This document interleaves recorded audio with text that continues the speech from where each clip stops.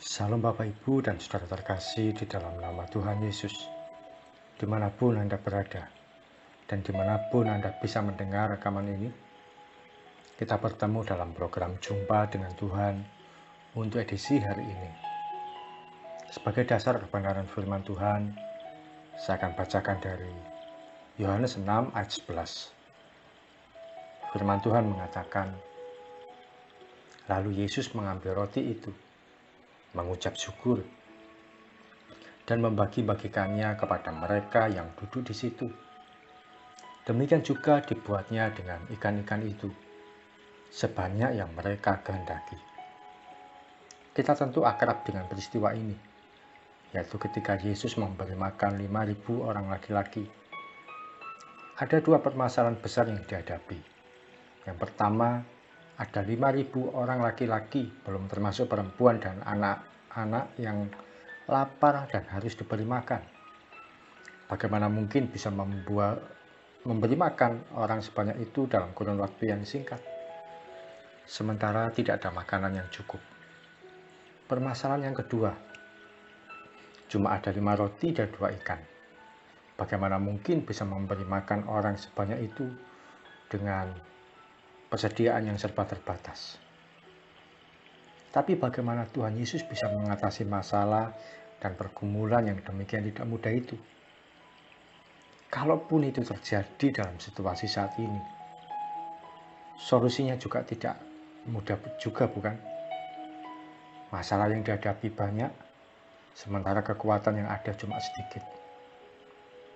Hal pertama yang dilakukan oleh Tuhan Yesus sederhana saja.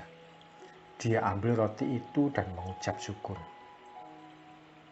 Kuncinya ternyata sederhana saja. Kalau itu disampaikan, kita akan merasa, kalau cuma seperti itu, saya sudah tahu, tanpa perlu dikhotbahi panjang-panjang. Iya, sederhana saja. Mengucap syukur. Tidak rumit dan tidak sulit sebagaimana disampaikan oleh hamba-hamba Tuhan di media sosial atau yang ada di TV. Tidak ada doa khusus bagaimana mengatasi masalah yang dihadapi saat ini. Ada beberapa orang yang bertanya pada saya, berapa lama saya harus doa dan puasa supaya pergumulan saya selesai dan masalah saya teratasi, Pak? Kuncinya sederhana saja, mengucap syukur. Ketika kita mengucap syukur, kita tidak menganggap masalah itu tidak ada. Tidak, masalah itu tetap ada.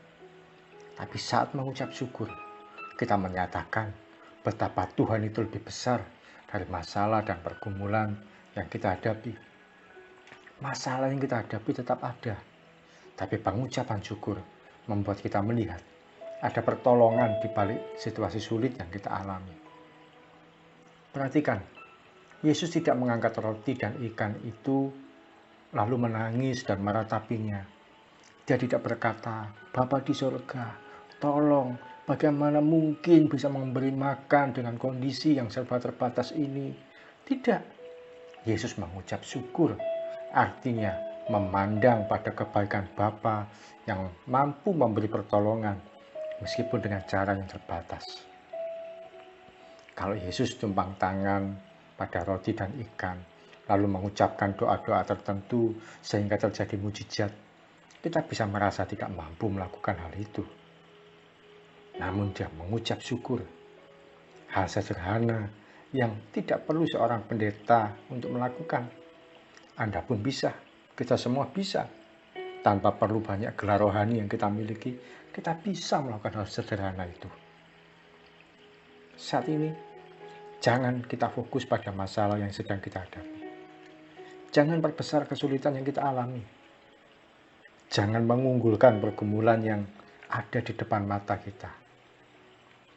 Pengucapan syukur yang kita naikkan akan menghasilkan mujizat yang tidak terbatas dan yang tak pernah terduga akan dinyatakan dalam hidup kita. Mari kita datang pada Tuhan. Tuhan Yesus, terima kasih untuk kebenaran firman-Mu yang boleh kami terima, yang boleh kami pelajari, yang boleh kami nikmati. Kami mau Tuhan berjalan dalam pengucapan syukur. Ampuni kalau selama ini kami memperbesar masalah yang kami hadapi. Ampuni kalau selama ini kami melihat pergumulan yang kami hadapi sangat besar, sangat berat, sangat sulit.